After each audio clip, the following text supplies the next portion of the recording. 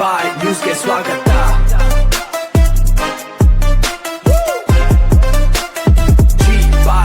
ನಮಸ್ಕಾರ, ಜಿ ಬಾಯ್ ನ್ಯೂಸ್ ಟಿವಿಗೆ ಸ್ವಾಗತ. ಚಿಂತಾಮಣಿಯಲ್ಲಿ ಜಮೀನು ಹಕ್ಕಿಗಾಗಿ ನಡೆಸುತ್ತಿದ್ದ ಹೋರಾಟ ತೀವ್ರ ಸ್ವರೂಪ ಪಡೆದುಕೊಂಡಿದೆ. ಅನಿರ್ದಿಷ್ಟಾವಧಿ ಉಪವಾಸ ಸತ್ಯಾಗ್ರಹ ನಡೆಸುತ್ತಿದ್ದ ಸಾಮಾಜಿಕ ಹೋರಾಟಗಾರ ವೈಎನ್ ಮಂಜುನಾಥ್ ಅವರು ದಿಢೀರ್ ಅಸ್ವಸ್ಥಗೊಂಡಿದ್ದು ಅವರನ್ನು ಆಸ್ಪತ್ರೆಗೆ ದಾಖಲಿಸಲಾಗಿದೆ.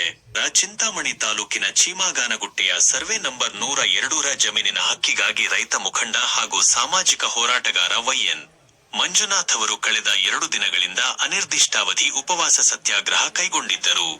ಆದರೆ ಇಂದು ಬೆಳಿಗ್ಗೆ ಅವರ ಆರೋಗ್ಯದಲ್ಲಿ ಏರುಪೇರು ಉಂಟಾಗಿ ತಲೆಸುತ್ತು ಕಾಣಿಸಿಕೊಂಡ ಹಿನ್ನೆಲೆಯಲ್ಲಿ ಅವರನ್ನು ತಕ್ಷಣವೇ ಚಿಂತಾಮಣಿ ನಗರದ ಸಾರ್ವಜನಿಕ ಆಸ್ಪತ್ರೆಗೆ ಸೇರಿಸಿ ಚಿಕಿತ್ಸೆ ನೀಡಲಾಗುತ್ತಿದೆ.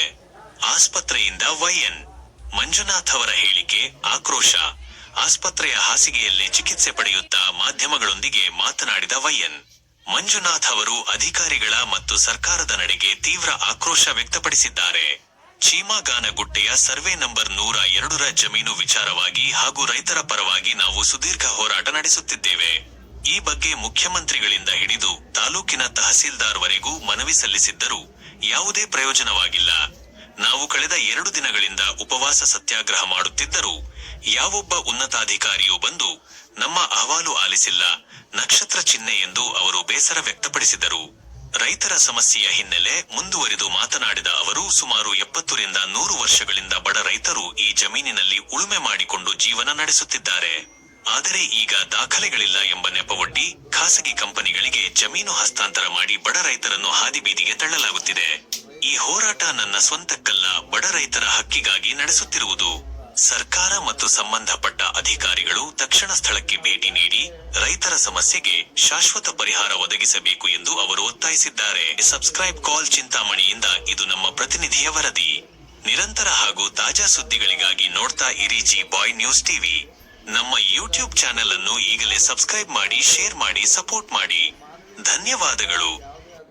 ಉನ್ನತ ಅಧಿಕಾರಿಗಳು ಅಲ್ಲಿ ಭೇಟಿ ಇಲ್ಲ. ಇಲ್ಲಿ ಯಾರಿಗೆ ನಾವು ನಮ್ಮ ನೋವನ್ನು ಹೇಳ್ಕೋಬೇಕು ಅಂತ ಗೊತ್ತಾಗಲಿಲ್ಲ. ನಮ್ಮ ಒಂದು ಮನೆಗಾಗಿ ಮಾಡಿಲ್ಲ, ಅಲ್ಲಿ ಸುತ್ತು ಇರುವಂಥ ರೈತರಿಗಾಗಿ ನಾವು ಮಾಡಿದ್ವಿ.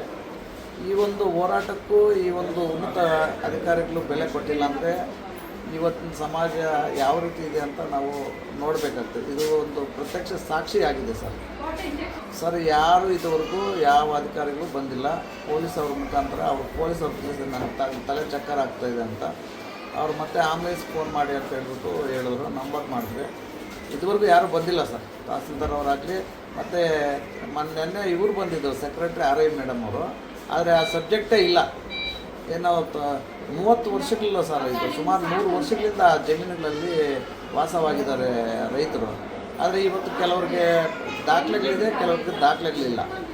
ಇವತ್ತು ಕಂಗಾಳಾಗಿದ್ದಾರೆ. ಏನೋ ಒಂದು ಖಾಸಗಿ ಕಂಪ್ನಿಗೆ ಹೋಗ್ತಾ ಇದೆ ಅಂತ ಹೇಳಿದ್ರೆ ರೈತರಲ್ಲಿ ದಿಕ್ತೋಸ್ತಲ್ಲ.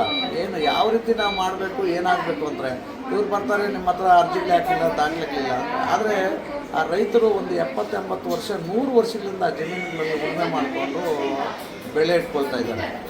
ಇವತ್ತು ಖಾಸಗಿ ಕಂಪ್ನಿ ಬಂದಾಗಿಂದನೇ ಇವ್ರಿಗೆ ಗೊತ್ತಾಗಿದ್ದು ಏನೋ ದಾಖಲೆಗಳ ಬಗ್ಗೆ ಏನೋ ಮಾಡ್ಕೊಂಡು ತಿಂತಾ ಇದ್ದಾರೆ ಅಂತ ಅವ್ರ ಪರಿಸ್ಥಿತಿ ಏನೋ. ಅಂಥವ್ರಿಗೆ ಏನು ಸರ್ಕಾರ ಅವ್ರಿಗೆ ಅನುಕೂಲ ಮಾಡ್ಕೊಳ್ತದೆ. ಮತ್ತು 30 ವರ್ಷಗಳಿಂದ